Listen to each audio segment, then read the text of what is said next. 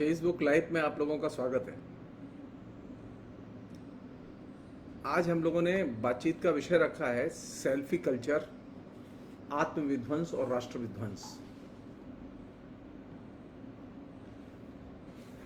जिस सेल्फ और खासतौर पर मध्य वर्ग अभ्यस्त हो चुका है, मिडिल क्लास और लोअर मिडिल क्लास अभ्यस्त हो चुका है, उस सेल्फी कल्चर का कल क्लाइमैक्स है। और क्लाइमैक्स बड़े विलक्षण ढंग से होगा। कहा जा रहा है कि आप लोग राष्ट्रगान गाएं, राष्ट्रगान अपलोड करें, और जो राष्ट्रगान अपलोड हो वही अपने आप में सबसे महान राष्ट्रभक्ति है।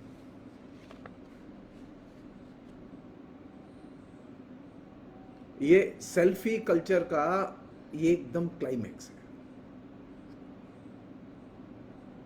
सेल्फी कल्चर का ऑब्सेशन पहले नौजवानों में था, अभी प्रधानमंत्री में है, मंत्रियों में है, और अब ये एक तरह से एकदम जिसे का पॉलिटिकल कल्चर का रूप बना दिया गया है इसे।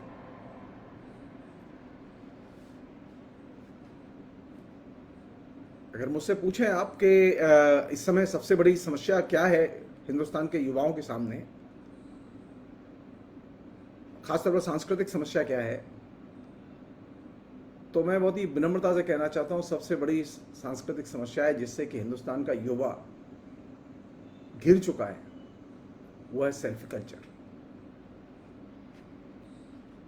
सेल्फी कल्चर आपके जीवन के हर पहलू पर नजर रखे हुआ, हर पहलू को प्रभावित कर रही है। आपने सोचा नहीं था कि आप स्मार्टफोन ले रहे हैं या फोन ले रहे हैं तो उसके जरिए जो आप अपना फोटो खींच रहे हैं और बार बार फोटो खींच के जिस तरह से आप उसका इस्तेमाल कर रहे हैं सोशल मीडिया में, वो सामाजिक, राजनीतिक, सांस्कृतिक तौर पर आपके जेहन में किस तरह की विचारधारा का निर्माण कर रहा है।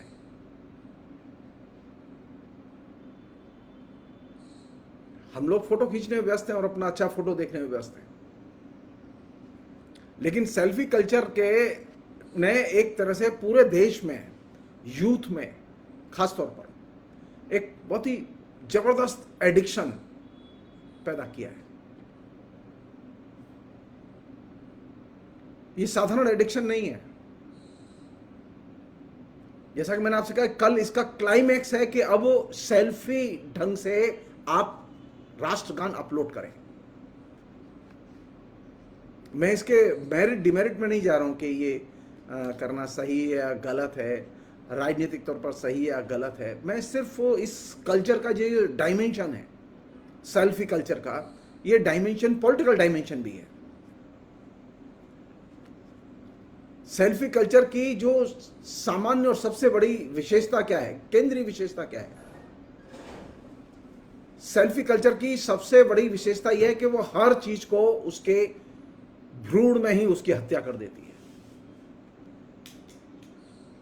आप जब किसी की सेल्फी देखते हैं या अपनी सेल्फी देखते हैं तो आपको बहुत अच्छी लगती है, लेकिन आपको मालूम नहीं है कि आपने क्या किल किया है।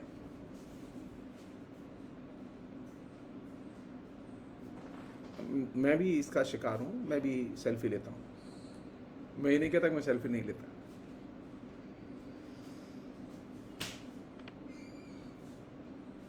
तो सेल्फी कल्चर ने जो सबसे खतरनाक चीज पैदा की, जिस पर हम लोग बात नहीं कर रहे हैं, फोटो ले रहे हैं हम लोग, प्रधानमंत्री से लेके साधारण नागरिक तक सब स्मार्टफोन के साथ जुड़े हुए हैं और फोटो ले रहे हैं और फोटो पेस्ट कर रहे हैं। कोई ट्विटर में पेस्ट कर रहा है, कोई सोशल मीडिया में पेस्ट कर रहा है, कोई फेसबुक पेज पर पेस्ट कर रहा है, कोई इंस्टाग्राम में पेस्ट कर रहा है अपना फोटो।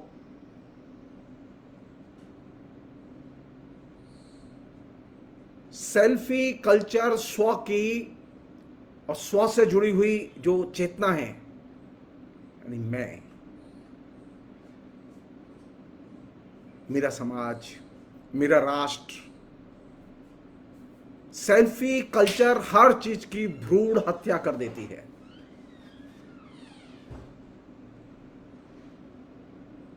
और ये एक विलक्षण वास्तविकता है। आप कुछ देर के भूल जाइए कि देश में प्रधानमंत्री कौन है,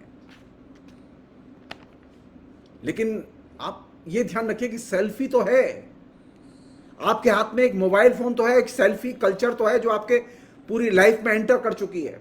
उस सेल्फी कल्चर ने आपको कहां किस जगह धकेल दिया है, और मेरे लिए ये चिंता की चीज है।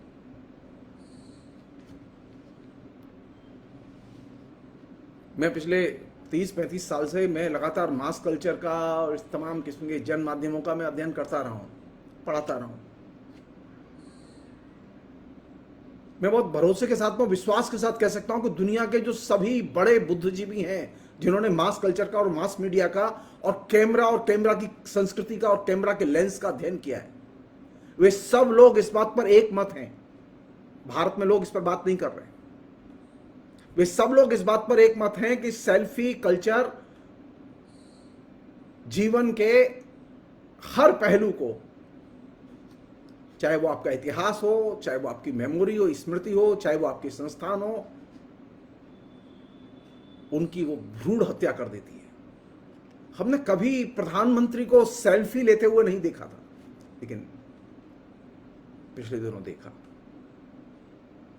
हमने कभी मंत्रियों को सेल्फी लेते हुए नहीं देखा था, लेकिन पिछले दिनों देखा। हमने हत्यारों को, बलात्कारियों को कभी सेल्फी लेते हुए, बलात्कार करते हुए और सेल्फी लेते हुए नहीं देखा था, लेकिन पिछले दिनों देखा।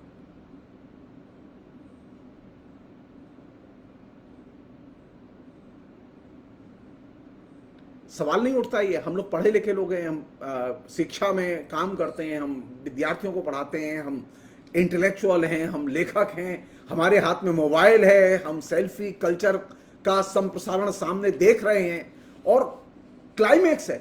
मुझे अच्छा लगता है कि कल अगर हिंदुस्तान के हर शहर में भारतीय जनता पार्टी के लोग हर शहर में हजारों हजार लोगों को राष्ट्रीय ध्वज देकर जुलूस निकालते, मुझे अच्छा लगता। लेकिन नहीं, उन्होंने एक सस्ता और सरल रास्ता निकाला, सेल्फी का रास्ता, कि आप अपने हाथ से राष्ट्रगान अपलोड करें। हर कॉलेज में, हर यूनिवर्सिटी में, सब जगह मैसेज दिया जा रहा है कि राष्ट्रगान अपलोड करो, और राष्ट्रगान जो अपलोड कर देगा वही राष्ट्रवादी है। राष्ट्रगान का और राष्ट्रवाद का विपर्य और अवमूल्यन इससे ज्यादा कहीं नहीं हो सकता।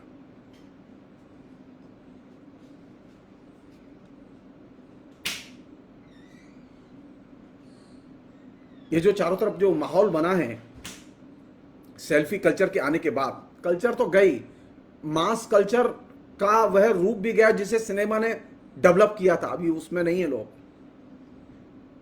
अभी सेल्फी कल्चर के दौर में दाखिल हो चुके हैं, जो कि डिजिटल कैपिटलिज्म का एक बहुत ही इंटीग्रल हिस्सा है।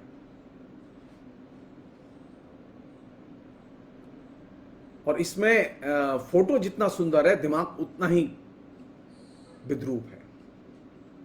दिमाग है ही नहीं।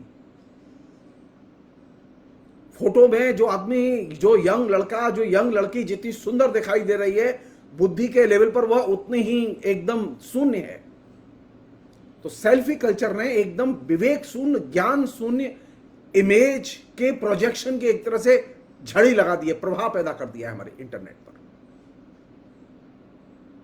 और इसका एक साइड इफेक्ट बता रहा हूं आपको कि अब ज्ञान पाना और ज्ञान देना और ज्ञान की बात करना एक तरह से संकट को बुलावा देना है।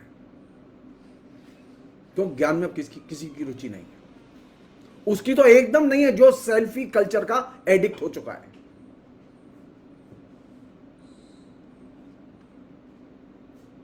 जो सेल्फी कल्चर के एडिक्ट हो चुके हैं, उनकी रुचि किसमें है? वो क्या चीज बोलना पसंद करेंगे? वो एकदम रद्दी किस्म की बातें, कचरा चीजें, कचरा विषय, नॉनसेंस, ऐसी बातचीत जो कि एकदम दिशाहीन हो, जिसका आपका समसामयिक यथार्थ से कोई संबंध ही ना हो, या फिर ऐसी भाषा जिसे हम लोग गाली गलौज की भाषा कहते हैं। अगर आपको मेरी बात पर विश्वास न हो तो सेल्फी कल्चर के जो वे रूप, जो फेसबुक के साथ में जो एक पूरा का पूरा एक सिस्टम आपके फीडबैक पर अवेलेबल है, छोटे छोटे टिकटॉक वाले फोटोग्राफ्स का और वीडियोग्राफी का, आप उसे ध्यान से देखिए।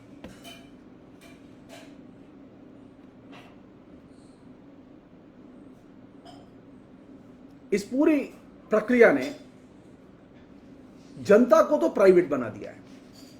यानी सेल्फी कल्चर का जो एक दूसरा डायमेंशन है वो ये, इसने जनता को प्राइवेट बना दिया है, और जो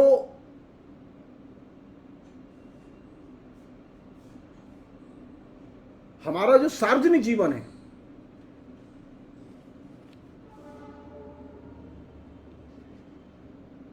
जिसमें अब जनता भी आती है, उसे इसने प्राइवेट में कन्वर्ट कर दिया, और जो हमारा प्राइवेट था उसे पब्लिक कर दिया है।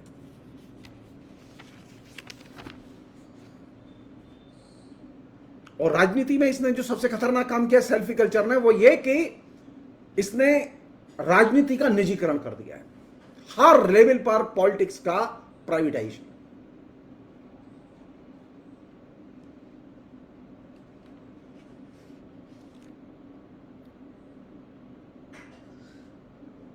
और इसके चलते जब आप राजनीति का प्राइवेटाइजेशन कर देंगे, अभी जो समस्या है वो ये नहीं है कि रूल बीजेपी कर रही है या कांग्रेस कर रही है या बीजेडी कर रही है, टीएमसी कर रही है, ये रूल अभी ये विषय का ये समस्या नहीं है। अभी समस्या ये है कि पूरे देश में पॉलिटिक्स का प्राइवेटाइजेशन किया जा चुका है, और ये गंभीर समस्या है। और पॉलिटिक्स के प्राइवेटाइजेशन का जो परिणाम है वो ये कि हम अब किसी भी किस्म के रेशनल डिस्कोर्स में जाने को तैयार नहीं होते। हम किसी भी चीज को या उन चीजों को जो कि आलोचनात्मक दृष्टिकोण से हमारे सामने पेश की जाती हैं, उनमें हमारी दिलचस्पी नहीं होती, हमारे नौजवानों की दिलचस्पी नहीं होती। और सूचना संपन्न जो एक्सचेंज है वो तो अब एकदम एक सिरे से गायब है। तो जो लोग सूचना संपन्न एक्सचेंज कर रहे हैं उनके ऊपर हमले हो रहे हैं, या उनके ऊपर सेंसरशिप लागू की जा रही है घोषित अघोषित तौर पर। जो सत्य की हिमायत में खड़े हैं उनके ऊपर सेंसरशिप लागू की जा रही है घोषित अघोषित तौर पर। और यही है राजनीति के प्राइवेटाइजेशन का सबसे बड़ा परिणाम।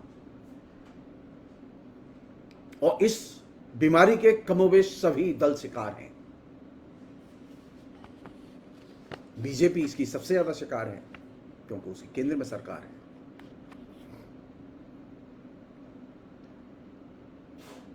सेल्फी कल्चर में एक और बहुत ही खतरनाक चीज है जो कि डेवलप हुई है इस बीच में। आप एक चीज नोटिस कर रहे होंगे, आप देखते हैं कि आए दिन, अभी 2 दिन पहले देखा आपने, कानपुर की एक घटना का एक वीडियो था। यानी हिंसा हो रही है और कोई उसका वीडियोग्राफी तैयार कर रहा है। कोई थानेदार किसी औरत को पीट रहा है, उसका वीडियो तैयार किया जा रहा है। हस्तक्षेप करके उसको रोकने की कोशिश नहीं की जा रही है, बल्कि उसका वीडियो बना के उसको प्रसारित किया जाए, इस पर जोर ज्यादा है। आपके सामने अगर वायलेंस हो रहा हो तो आप वायलेंस को पहले रोकेंगे या फोटोग्राफी पहले करेंगे? तो सेल्फी कल्चर ने एक नया कल्ट, एक नया विवेक, एक नया एटीट्यूड पैदा किया है कि अगर आपके सामने कोई घटना घट रही हो जिसमें कि आप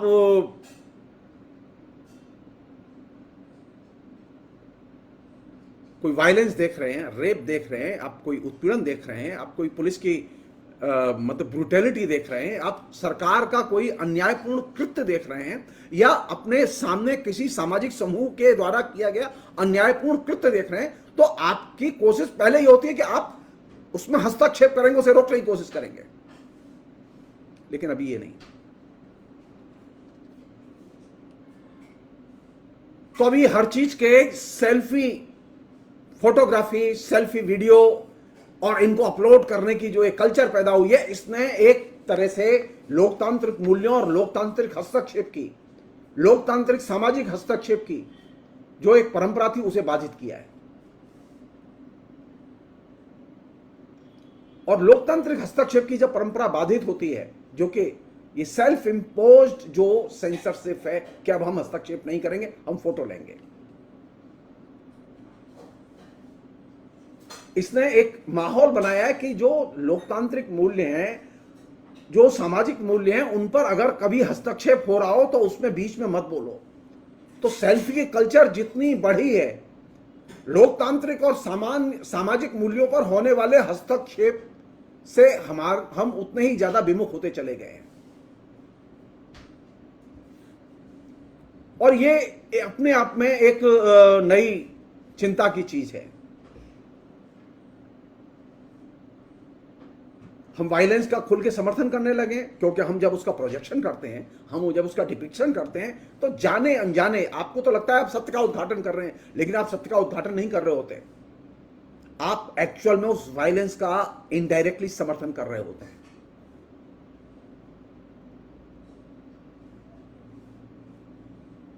आप नहीं जानते कि आपने जो वीडियो अपलोड कर दिया इंटरनेट पर उसका क्या परिणाम होगा, आप नहीं जानते।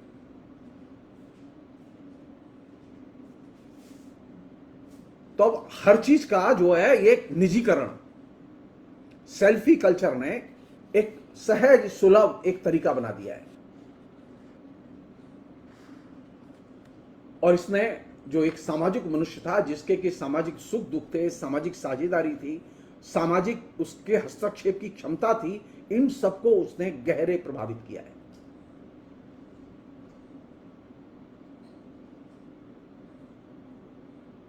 एक और है जो कि दूसरा पहलू है इसका, जो कि सेल्फी कल्चर ने कल्टीवेट किया है, जो कि नौजवानों में बहुत तेजी से फैला है। अपने बारे में सोचो, संसार के बारे में मत सोचो, समाज के बारे में मत सोचो, राष्ट्र के बारे में मत सोचो, सिर्फ अपने बारे में सोचो, अपने हितों के बारे में सोचो। तो इसका परिणाम यह निकला है कि अब जो हमारा जो यूथ है उसने सामाजिक समस्याओं पर, समाज के सामाजिक सांस्कृतिक राजनीतिक साझा प्रश्नों पर उसने एकदम विचार विमर्श ही बंद कर दिया है। आप देखिए फेसबुक पर, आप लेखन देखिए यंग लोगों का, आपको पता ही नहीं चलेगा कि यंग लोगों में किसी भी किस्म की जो अवेयरनेस है भी या नहीं है।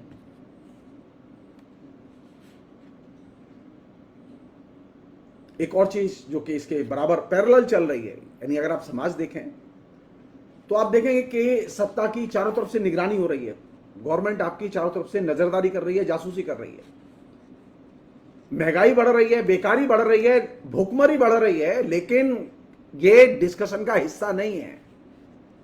सेल्फी सेल्फी जितनी अपलोड हो रही है उसकी मात्रा अगर आप देखें, यंग लोगों के द्वारा अपने लगाए गए फोटो देखें और उनका सामाजिक राजनीतिक सांस्कृतिक अकादमिक प्रश्नों पर उनकी चिंताएं देखें, तो आपको जान के आश्चर्य होगा कि उनकी इन सब विषयों में कोई दिलचस्पी नहीं है। तो सेल्फी कल्चर आपको एक तरह से आत्मनिष्ठ बना देती है, बहुत ही सब्जेक्टिव बना देती है। आप सिर्फ अपने बारे में सोचते हैं, और जब आप अपने बारे में सोचते हैं तो जाहिर है क्यों सोचते हैं आप अपने बारे में, क्योंकि आपके जहन में ये उतार दिया गया है कि आपको समाज के बारे में सोचने की जरूरत नहीं है। समाज के बारे में तो सोचने के लिए सरकार है, समाज के बारे में तो मोदी जी सोच रहे हैं। सरकार का समर्थन करो, मोदी का समर्थन करो, मोदी जी राष्ट्र के बारे में सोचेंगे, तुम्हें सोचने की जरूरत नहीं है। तुम अपना फोटो खींचो, तुम इंटरनेट देखो, तुम फिल्म देखो, तुम्हें डाटा फ्री मिलेगा, तुम वो देखो, तुम आनंद लो, तुम गाने सुनो, लेकिन देश के बारे में मत सोचो। देश के बारे में सोचना तुम्हारा काम नहीं है, तुम सिर्फ अपने बारे में सोचो। देश के बारे में सोचने की जिम्मेदारी सरकार की है।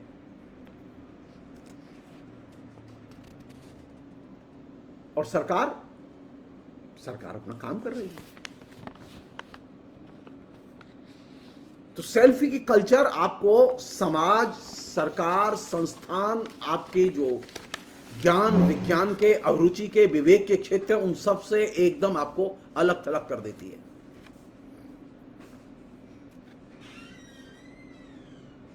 एक और घटना घटी है,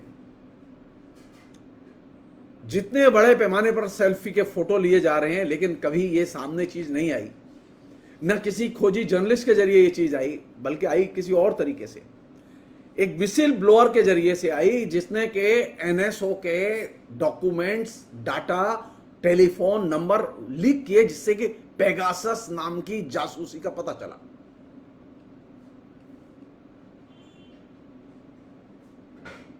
तो उससे एक नई चीज पैदा हुई। अगर मुझसे पूछें कि पिछले 7 साल में नरेंद्र मोदी ने क्या दिया, तो मैं आपसे एक बहुत ही विनम्रता से कहना चाहता हूं, नरेंद्र मोदी ने मुझे एक ऐसा राष्ट्र दिया जिसे हम लोग कारपोरेट राष्ट्र के तौर पर जानते थे। पहले राष्ट्र था, राज्य था, अब खुल्लम खुल्ला कारपोरेट राज्य है। जब देश आजाद हुआ था आज से 75 साल पहले, तो हम एक लोकतांत्रिक राष्ट्र थे, लेकिन नरेंद्र मोदी को श्रेय इस बात का जाता है कि उन्होंने इस लोकतांत्रिक राष्ट्र को एक कंप्लीट कारपोरेट राष्ट्र में कन्वर्ट कर दिया। 75वें वर्ष में नरेंद्र मोदी की यह सबसे बड़ी गिफ्ट है हिंदुस्तान की जनता के लिए कि उन्होंने हिंदुस्तान की जनता से डेमोक्रेसी छीन ली और कारपोरेट राष्ट्र उसके हाथ में दे दिया। लेकिन सेल्फी को यह चीज दिखाई नहीं दी। हम जो सेल्फी में डूबे हुए लोग हैं, उनको यह चीज नजर नहीं आई, अभी तक नजर नहीं आई।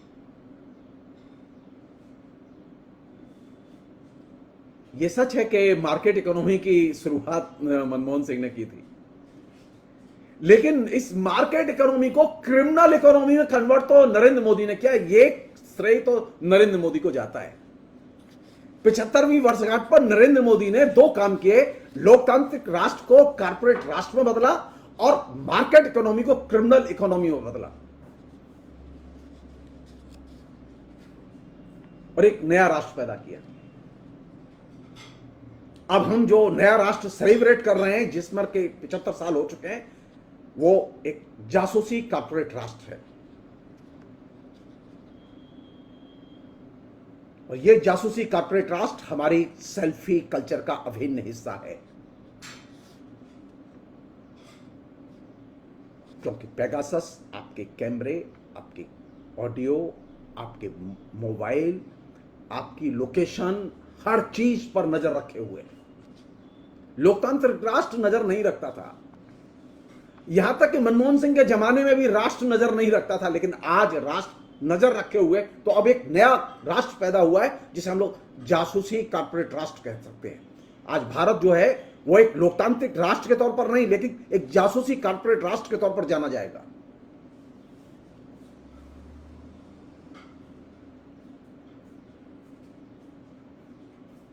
और जब भारत को एक जासूसी कारपोरेट राष्ट्र में कन्वर्ट कर दिया गया और हम सिर्फ अपने में खोए हुए हैं और अपने ही छवि देख रहे हैं और उसमें खुश हो रहे हैं कि देखो मेरा कितना अच्छा फोटो आया है, मैं देखो कितनी सुंदर लग रही हूं, देखो मैंने कितनी सुंदर कविता लिखी है, मैंने देखो कितनी सुंदर कहानी लिखी है, लेकिन मेरी उस न कविता में न कहानी में राष्ट्र की चिंताएं कहीं झलकती नहीं है। मेरे नौजवान के चेहरे पर कभी गुस्सा नहीं आता,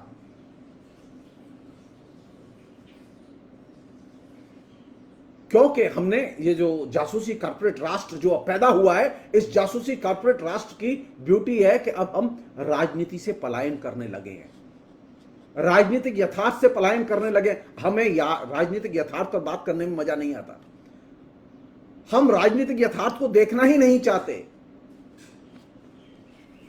और इसका परिणाम यह निकला है कि हम अपने राजनीतिक अधिकारों से भी पलायन करने लगे।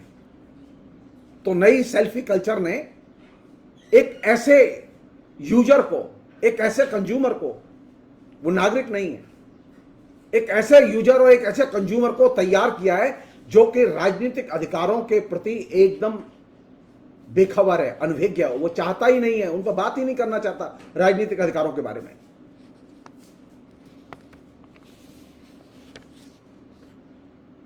और ये जो नया जो जासूसी कारपोरेट राष्ट्र पैदा हुआ है, इसने एक नई संभावना को पैदा किया है कि अब हर नागरिक संभावित आतंकवादी है। आज स्थिति यह है कि आपको कभी भी पेगासस के जरिए, कभी भी आपके अंदर, आपके कंप्यूटर के अंदर, आपके मोबाइल के अंदर कुछ भी डाला जा सकता है। आप कल्पना कीजिए, एक व्यक्ति जो जेल में बंद है,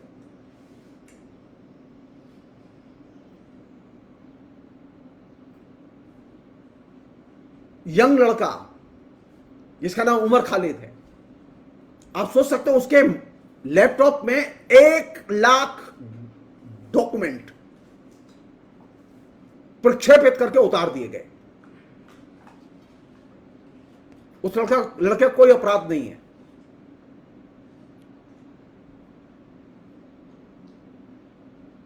जो लोग भीमा कोरेगांव केस में जो बंद हैं जेल में, जिनकी जमानतें नहीं हो रही हैं, जिनके खिलाफ चार्जशीट फाइल नहीं हुई है, सरकार आरोप पत्र दाखिल नहीं कर पाई है, 3 साल से ऊपर हो चुका है, उनमें से कई लोगों के लैपटॉप में 20-30 हजार डॉक्यूमेंट्स प्रक्षेपित करके डाल दिए गए पेगासस के जरिए। और ये एक नया किस्म का जो है एक मतलब जिसे कहें कि जासूसी कारपोरेट राष्ट्र हमारे बीच में पैदा हुआ है, जिसने के जनता को संभावित आतंकवादी में कन्वर्ट कर दिया है। अब हर व्यक्ति को आतंकवादी बनाया जा सकता है। कुछ करना नहीं, आपको लैपटॉप उठाइए, मोबाइल उठाइए उसका और उसे घोषित कर दीजिए कि उसने क्या किया है। मैं एक घटना याद दिला रहा हूं आपको। आज से कुछ साल पहले ब्रिटेन में बम विस्फोट हुआ मेट्रो पे, और उस बम विस्फोट के बाद में वहां छानबीन शुरू हुई, जांच शुरू हुई। तो उसके बाद में एकदम तहकीकात शुरू हुई कि साहब बम विस्फोट किसने किया होगा। तो इंटरनेट से सर्च करना शुरू किया गया, तो मालूम पड़ा कि एक लड़का लगातार इंटरनेट पर जाता है, लगातार लाइब्रेरी जाता है। वो हमेशा जब भी कोई चीज इंटरनेट पर सर्च करता है तो वो बम बनाने की विधि सर्च करता है। लाइब्रेरी जाता है वो लड़का तो वो बम बनाने की विधि से जुड़ी हुई किताबें निकालता है, वो पढ़ता है। उस लड़के ने कभी जीवन में बम नहीं बनाया।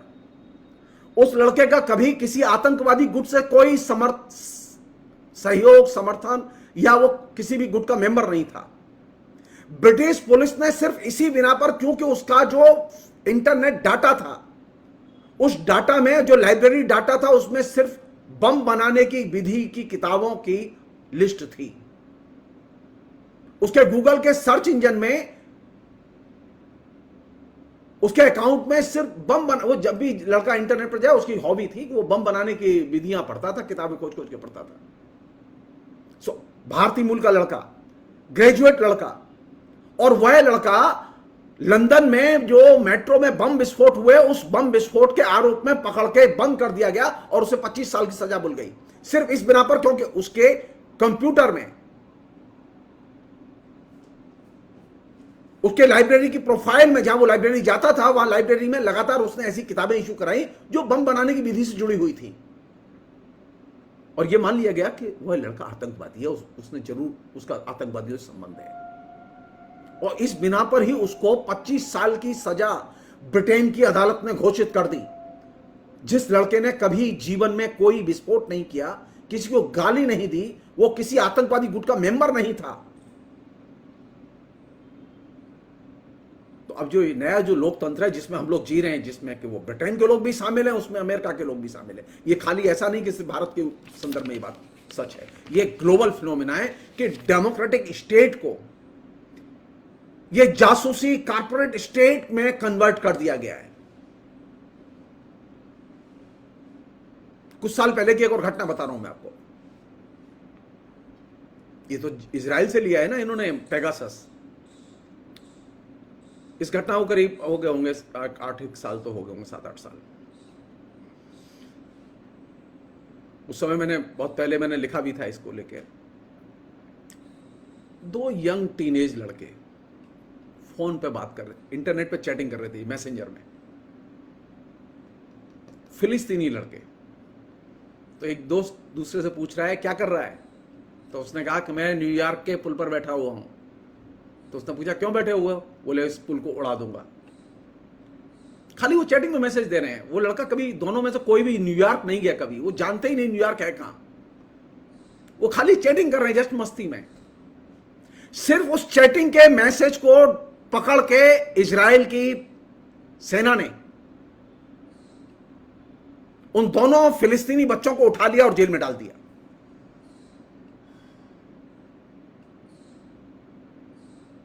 सेल्फी की कल्चर, सेल्फ कम्युनिकेशन की कल्चर, जिसके की एक्सटेंशन है ये ट्विटर, ये तुम्हारे सोशल मीडिया के प्लेटफॉर्म, ये मैसेंजर, ये तमाम किस्म के और दूसरे प्लेटफॉर्म, ये बहुत ही विलक्षण ढंग से जनता को, निर्दोष लोगों को आतंकवादी में कन्वर्ट किए दे रहे हैं। और अब एक चीज आपके जहन में बार बार उतारी जा रही है, जब आपको ये आभास दे दिया जाए कि अब कोई भी संभावित आतंकवादी हो सकता है,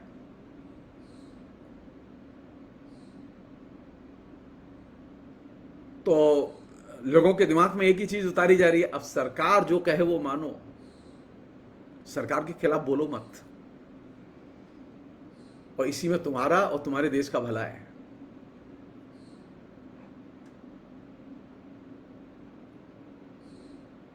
सेल्फी के कल्चर का एक ये भी एक है रूप के लोग खुशी खुशी अपनी पर्सनल सूचनाएं सोशल मीडिया में शेयर करते हैं और सरकार उसका पीछा करती है, पुलिस उसका पीछा करती है।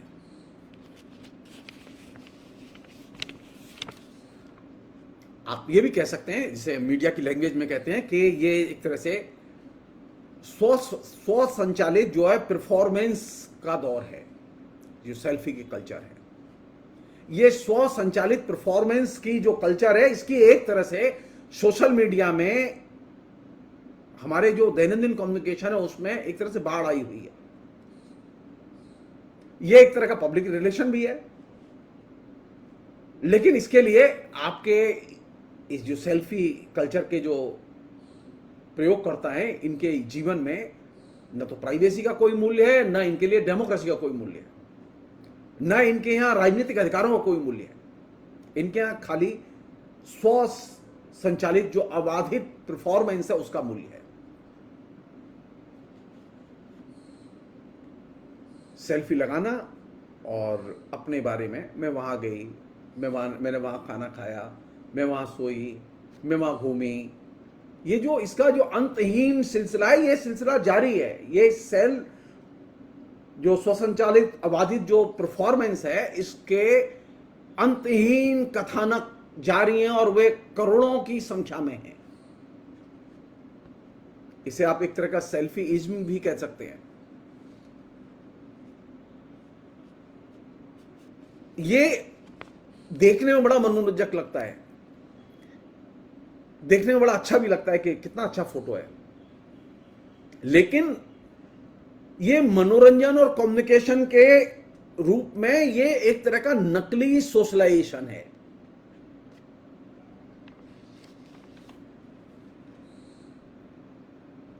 ये आपकी इच्छा, आपकी आइडेंटिटी और आपके वैल्यूज, इन सब का एक तरह से वस्तुकरण भी है, कमोडिफिकेशन भी है। ये आपके राष्ट्र का भी कमोडिफिकेशन है। जब आप ये कहते हैं कि आप राष्ट्रगान को अपलोड करें 15 अगस्त को, तो आप राष्ट्रभक्ति का प्रदर्शन नहीं करेंगे, आप राष्ट्रगान के कमोडिफिकेशन का एक तरह से प्रदर्शन करेंगे। आप ये जो स्वसंचालित जो अबाधित जो परफॉर्मेंस है, जो कि सेल्फी कल्चर का मोटो है, आप इसके फ्रेमवर्क में सारी चीजें पेश कर रहे होंगे। एक अन्य चीज वो ये कि सेल्फी कल्चर का जो एक बेसिक स्लोगन है, उसे मैं कह के ये बात मैं यहीं फिलहाल रोकूंगा। मैं उसका एक स्लोगन है जो कि मोटो है और उसका एक लक्ष्य भी है, वो ये प्रोड्यूसिंग, कंज्यूमिंग एवं डिस्कार्डिंग। प्रोड्यूसिंग, कंज्यूमिंग एवं डिस्कार्डिंग, ये 3 सेल्फी कल्चर के बेसिक तत्व हैं, बुनियादी तत्व हैं। और सारे फोटो, सारी एक्टिविटीज, हमारी डिजिटल एक्टिविटीज, इस प्रोड्यूसिंग, कंज्यूमिंग और डिस्कार्डिंग के ही फ्रेमवर्क में संपन्न हो रही हैं।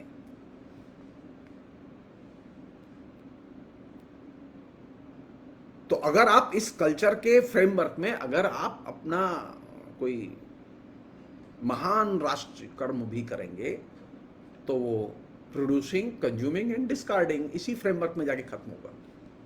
यानी एक तरह से खोखली उपभोक्तावादी कल्चर, उसको वो निर्मित करेगा। और ये जो प्रोड्यूसिंग, कंज्यूमिंग एंड डिस्कार्डिंग की जो सेल्फी कल्चर है, इस कल्चर का जोर है तात्कालिकता पर, कि जो कुछ भी है वो अभी करो। और जो तात्कालिकता ही कल्चर है, इसमें हमेशा एक शॉर्टकट रहता है। और वो मानसिकता हमारे यूथ की भी तैयार की गई है। जल्दी कमाओ, जल्दी खाओ, खूब कमाओ, जैसे भी हो वैसे कमाओ, चाहे जितना 2 नंबरी काम करना पड़े कमाओ।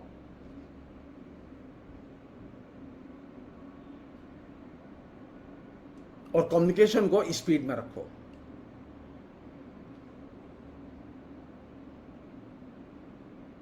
और मनोरंजन के नाम पर जो इस सेल्फी कल्चर ने जो चीज क्रिएट की है, वो ये स्वतः स्फूर्त मनोरंजन और एक ऐसा कम्युनिकेशन जो तरल हो और जिसे तुरंत ही खारिज भी किया जाए। यानी अभी आपने सुना, आपने मुझे अभी सुना और उसके बाद जस्ट रिजेक्टेड। तरल और खारिज करो, लिक्विड भी हो और डिस्कार्डेड भी हो। तो ऐसी स्थिति में हमारे सामाजिक कंसर्न कैसे विकसित होंगे?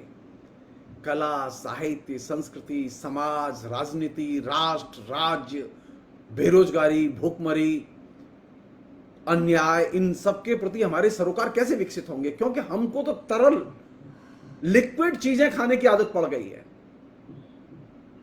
हमको ऐसी चीजें खाने की आदत पड़ गई जिसे हम तत्काल डिस्कार्ड कर सकें।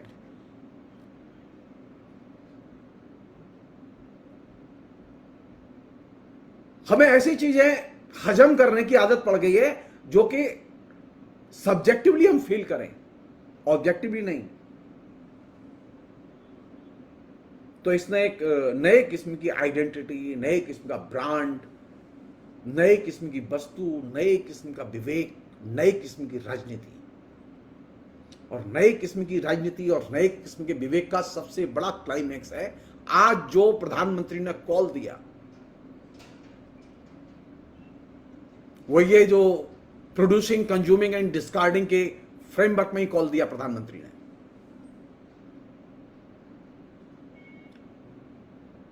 14 अगस्त को हम किस रूप में याद करते हैं? इस रूप में याद करें कि भारत विभाजन हुआ, विभीषिका से लोग गुजरे, उसकी कितनी खराब स्मृतियां थी, उनको याद करें हम, या हम इस रूप में याद करें कि पिछले 70 साल में हम लोगों ने कितनी कुर्बानियां दी लोकतंत्र को बचाने के लिए।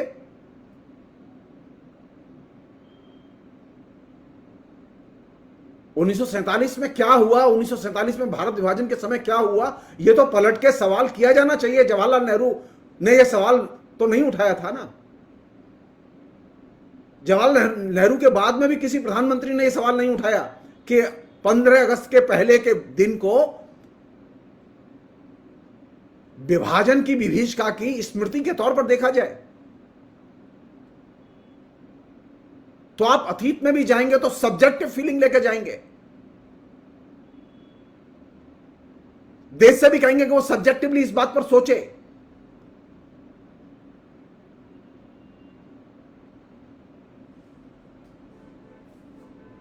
सवाल यह, जब भारत विभाजन हो रहा था तो भारत विभाजन के समय कहां थे जनसंघ के लोग, कहां थे राष्ट्रीय स्वयंसेवक संघ के लोग, किस दिशा में थे वो? उन लोगों की भी मांग थी। सावरकर का लेखन उपलब्ध है, गोलवलकर का लेखन उपलब्ध है, इस बात की गवाही है वो। तो सेल्फी युग में जब आप 14 अगस्त मनाएंगे,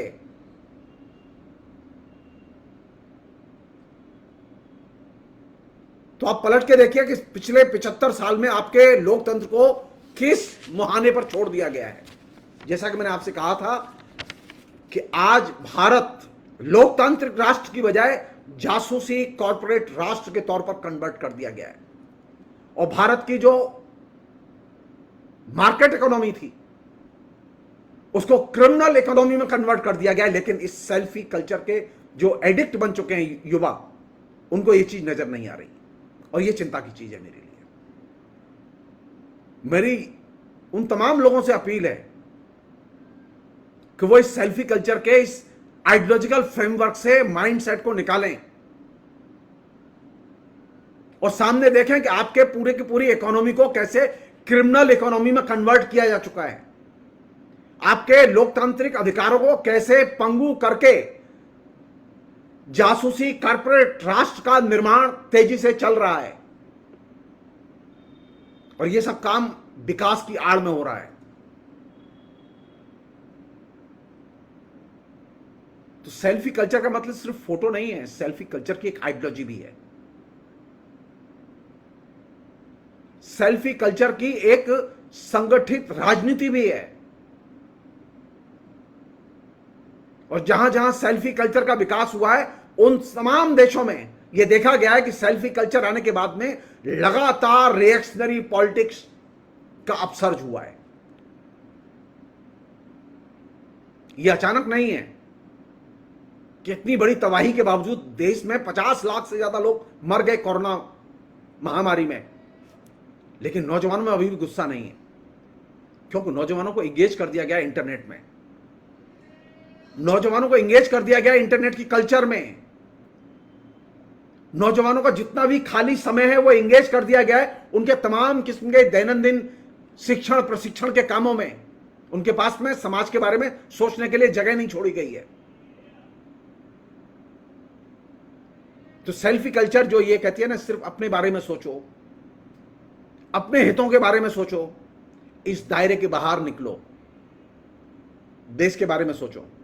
जो देश जो आजाद हुआ ना, अगर गांधी जी अपने बारे में सोचते और नेहरू अपने बारे में सोचते तो नेहरू बहुत बड़े बैरिस्टर होते, अरबों रुपया कमाते, लेकिन उन्होंने अपने बारे में नहीं सोचा।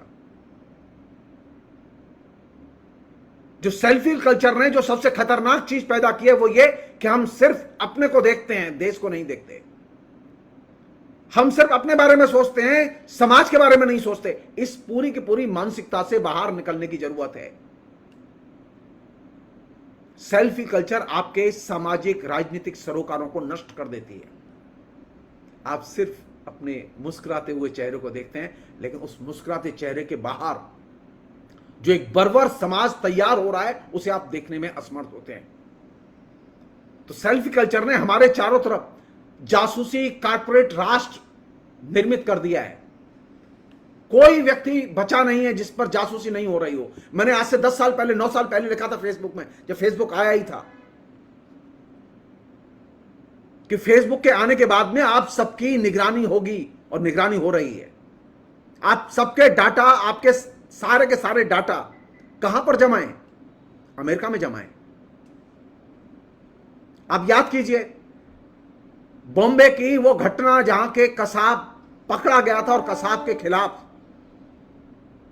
उसको फांसी की सजा बोली थी। उस कसाब के खिलाफ में भारत सरकार के पास में, भारत की पुलिस के पास में कोई प्रमाण नहीं था। कसाब के खिलाफ में जो प्रमाण आए वो अमेरिका से एफबीआई ने आके कोर्ट में तस्दीक की और जमा किए, तब कसाब को फांसी हुई। सेल्फी की कल्चर आपको टेररिस्ट देखने नहीं देती, आपको राष्ट्र देखने नहीं देती। अब आप हर चीज के लिए मुखाते हुए अमेरिका की ओर। इस सेल्फी की कल्चर ने पूरे अमेरिका को जासूसी स्टेट में कन्वर्ट करके रख दिया है, और वह कल्चर अब अपने देश में अब पैर पसार चुकी है। अब हमारे देश के नागरिकों पर, नागरिक अधिकार के लिए लड़ने वालों पर, वकीलों पर, जजों पर, तमाम और दूसरे लोगों पर उनके लगातार नाम आ रहे हैं। उनके पीछे पेगासस लगा हुआ था, पेगासस की लिस्ट में उनके नाम थे। तो आप 75वें वर्ष में जासूसी कॉर्पोरेट राष्ट्र में कन्वर्ट किए जा चुके हैं। अगर आप सेल्फी कल्चर में इसी तरह कैद रहे तो तय मान लीजिए वो दिन दूर नहीं, वो दिन दूर नहीं। सरकार ने तो यह घोषणा कर दी है, सरकार की एजेंसियों ने घोषणा कर दी है, क्योंकि जब आपको कॉर्पोरेट जासूसी राष्ट्र में कन्वर्ट कर दिया गया है, लोकतांत्रिक राष्ट्र को, तो अब जनता का कोई भी व्यक्ति संभावित आतंकवादी हो सकता है।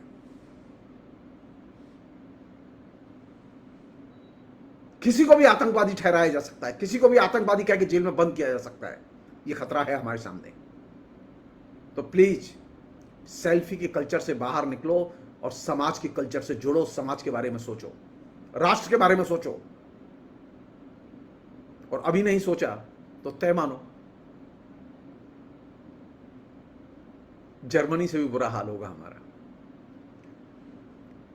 जर्मनी में जितना बुरा हाल हुआ था जनता का, हिटलर को जनता ने चुना था। हिटलर ने बदले में जनता को क्या दिया? सिर्फ युद्ध और पामाली, युद्ध और विध्वंस। लोग नशे में थे हिटलर के। नरेंद्र मोदी हिटलर नहीं है, लेकिन कोशिश कर रहे हैं हिटलर बनने की। आपकी जिम्मेदारी है, आप नरेंद्र मोदी को हिटलर बनने से रोकिए। आपकी जिम्मेदारी है कि हिंदुस्तान को लोकतांत्रिक राष्ट्र के रूप में पुनः अर्जित करने की कोशिश कीजिए। उसे एक जासूसी कॉर्पोरेट राष्ट्र में कन्वर्ट किया जा चुका है। आप कोशिश कीजिए कि हिंदुस्तान की जनता को उसकी नागरिक की और जनता की पहचान मिले। उसे संभावित टेररिस्ट की पहचान में कन्वर्ट किया जा चुका है, जो कि सबसे खतरनाक है। तय मानिए, अगर आप नहीं बोलेंगे तो बाद में पछताएंगे। मैं तो इतना ही कह सकता हूं कि बोलने का अभी भी समय है, आप बोलिए। फिलहाल इतना ही। बहुत बहुत शुक्रिया, थैंक यू।